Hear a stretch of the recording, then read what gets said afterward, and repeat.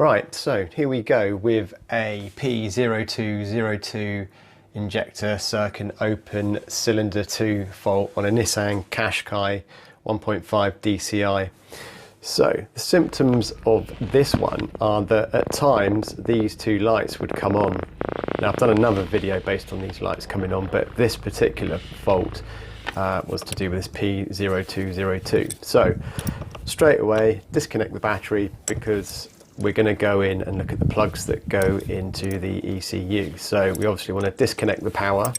Word of warning here, make sure you've got your radio passcode, because doing this will need the code to be put back into the radio for it to be used. So yeah, anyway, so with that disconnected, we can start looking at these plugs that go into the ECU.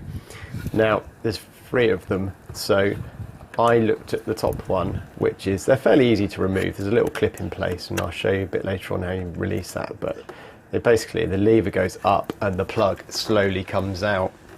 So wiggling it around a little bit and it comes out.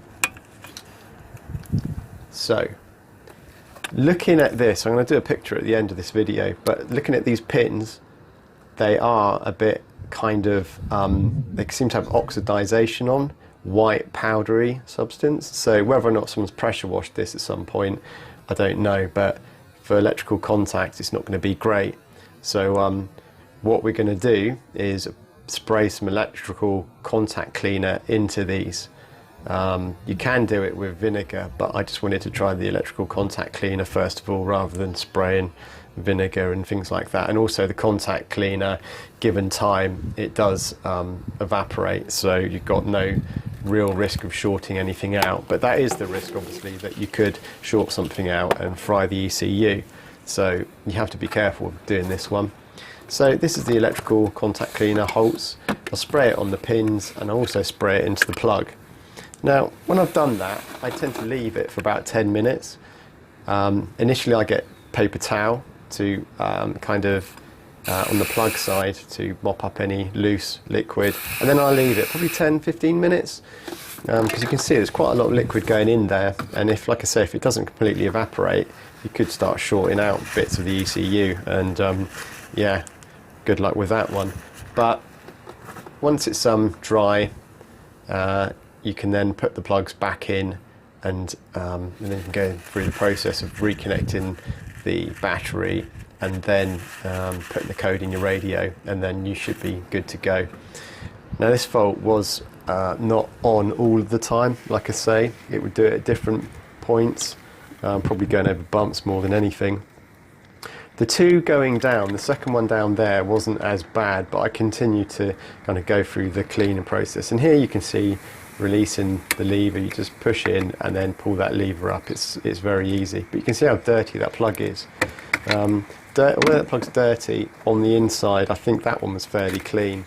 Didn't seem to have this oxidization that the top plug had, which I think was possibly causing this error, this P0202. But yeah, the other thing to do, I did before doing this, was put injector cleaner into the tank. You know, some people call it snake oil, but I just thought it'd be a good idea to do that. So that and doing this seems to have cleared it now. So it's just at the end of when you put all the plugs back in, everything's dry, you can then reconnect the connector for the battery. So here's the radio pass Nissan code. To make sure you have that, because I think it's about 50 quid to get it from Nissan, and yeah, it'd be a real load of hassle. So I hope you liked watching this video. After this clip of the radio pass, I've got like a clip of the connector pins that seem to show this white stuff on. So thanks for watching. Don't forget to rate, subscribe, and I'll see you on another one.